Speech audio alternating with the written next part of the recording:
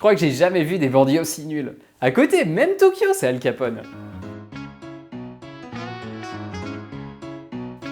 Bonjour à tous, aujourd'hui on parle d'Overdose, le nouveau film d'Olivier Marchal qui est sorti sur Amazon Prime Video le 4 novembre. Olivier Marchal, c'est un réalisateur qui est plutôt habitué à ce genre de fiction, il a déjà réalisé des films avec des policiers, de l'action et tout, mais moi perso c'est le premier film de lui que je vois. Et donc Overdose, c'est quand même un film assez ambitieux, on voit qu'ils ont eu du budget, des moyens pour faire des choses pas mal, donc j'ai été assez surpris de le voir sortir comme ça directement en VOD sans passer par la case cinéma. Et donc en me renseignant, j'ai pu voir que c'était un vrai choix du réalisateur, et en passant par les plateformes de streaming, il peut avoir un budget beaucoup plus important pour son film. Il semblerait que les films du genre un peu action, policier, ça marche assez moyen au cinéma, mais que par contre ça cartonne sur les plateformes de vidéo à la demande comme Netflix ou Amazon. Du coup, la plupart des films d'action qui sortent aujourd'hui sont directement proposés sur ces plateformes et passent plus du tout par la case cinéma. Par exemple, on peut citer Bronx, le précédent film d'Olivier Marchal qui est sorti directement sur Netflix, ou encore Balle perdue qui est aussi sorti sur Netflix en 2020 et qui a été un gros succès. C'est le cas même pour les suites, par exemple De l'autre côté du périph' avec Laurent Lafitte et Omar Sy était sorti en 2012 au cinéma, et là sa suite est sortie en mai 2022 directement sur Netflix. Je suis curieux d'avoir votre avis là-dessus, est-ce que vous trouvez ça dommage que certains films ne soient pas du tout proposés au cinéma, alors que de toute façon, plus personne va au cinéma, donc c'est plutôt une bonne chose qu'ils soient disponibles en VOD directement.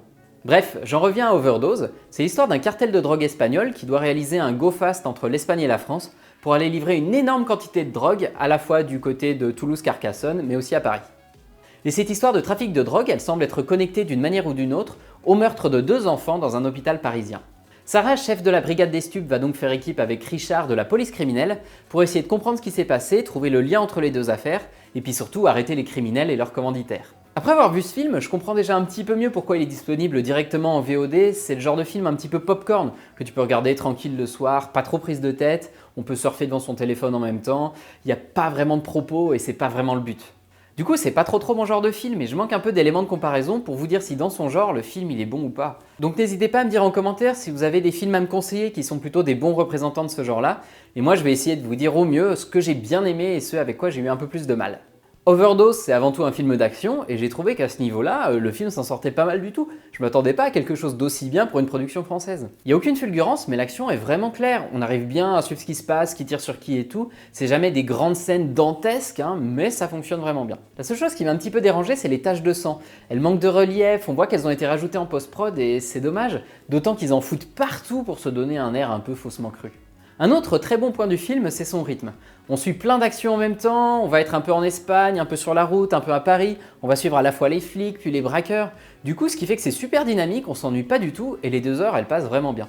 Et il y a une scène que j'ai trouvée particulièrement intéressante, c'est une scène de torture. Parce que d'habitude, dans les films, quand il y a un bonhomme qui se fait torturer, il crie, mais il a des cris un peu virils, ou alors il crie pas du tout, parce que sa souffrance, elle est intérieure, il l'intériorise.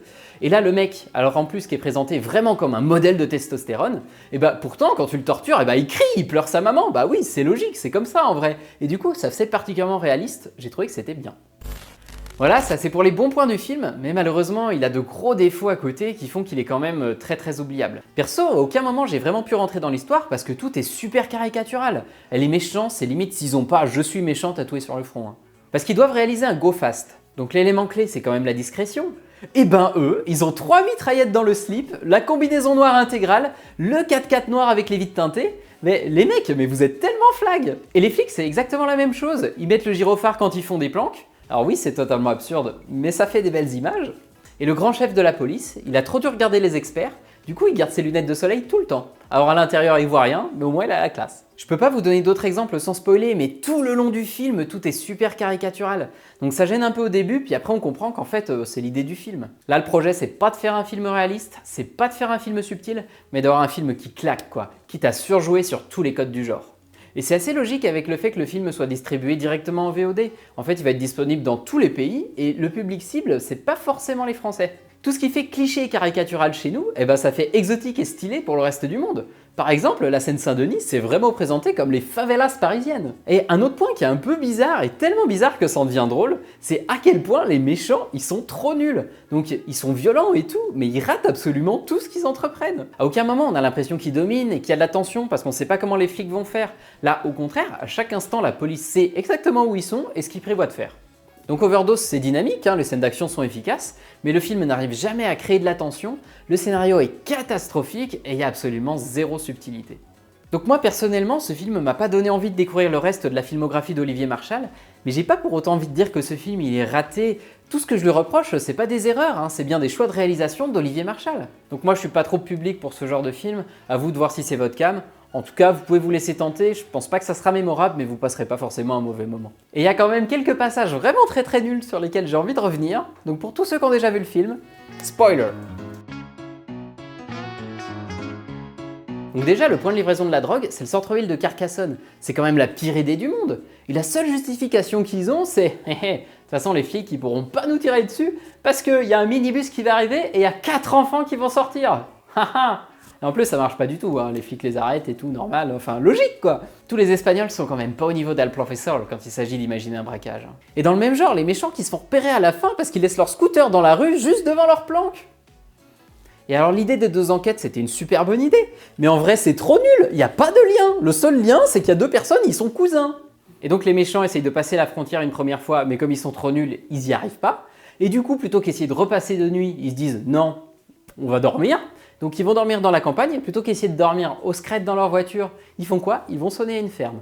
Donc les gens de la ferme, ils ont tout le loisir d'appeler les flics et tout.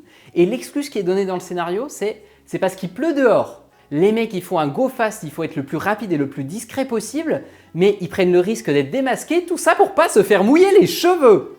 Et quel gêne le plan après où le méchant essaye de faire peur aux gamins en parlant de patates. Et voilà pour mon avis sur Overdose, j'espère que ça vous aura intéressé malgré le fait que je sois pas un grand expert sur ce genre de film. Vous n'hésitez pas à mettre votre avis en commentaire, mangez des carambars et regardez des polars.